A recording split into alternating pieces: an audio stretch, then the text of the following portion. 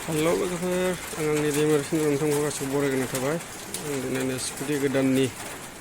फुजा होनो फैदों स्कुटि गोदानानै नोंथांमोन नायलांबाय थादो फुजा होखांबाय फुजा होखांनानै नै दा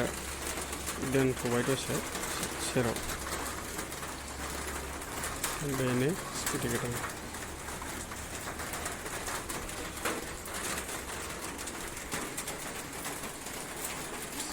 गोजा खालारनि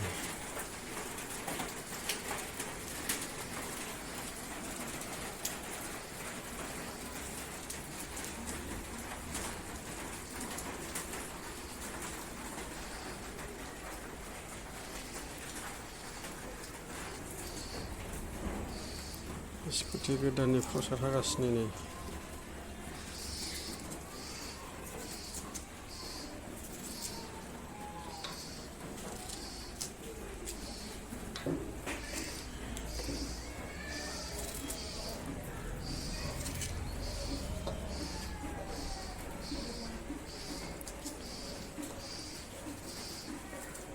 जोङो बे स्कुटि गोदानखौ औवाबारि मन्दिराव फुजा होफैदों बेखौ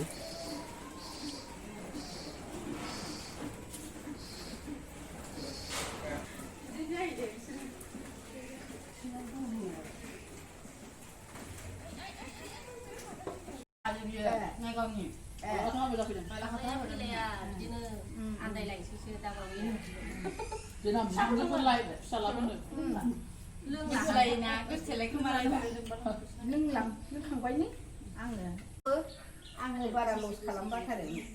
बे दस्रा फुदुंनायखौ आं बेखौ हले नाङाबो दाङाबो